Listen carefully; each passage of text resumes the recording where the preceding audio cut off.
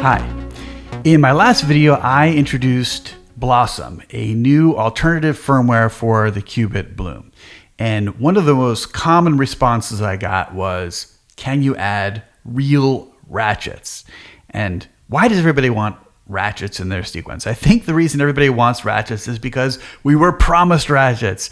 In the original Qubit Bloom, it says ratchets, but these are not really ratchets. What they are is note repeats. So if you increase the number of ratchets, what you would get was the note repeating at the same tempo. You wouldn't get the gate dividing up into smaller and smaller pieces, which is what you'd expect with a ratchet. So I added ratchets. Okay, to demonstrate how the ratchets work, I've got Blossom patched up to my rings clone here. And all I'm going to do is turn the encoder while pressing it in to change the number of ratchets. So if you press in and you turn, you get a live preview just like you do with changes in pitch. And I can change the pitch and maintain the ratchet.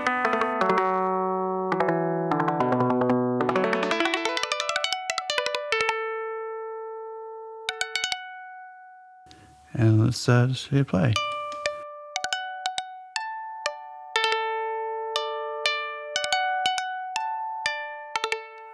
Blossom is now aware of your tempo, and so it's going to change the duration of the ratchets appropriately as you change your tempo.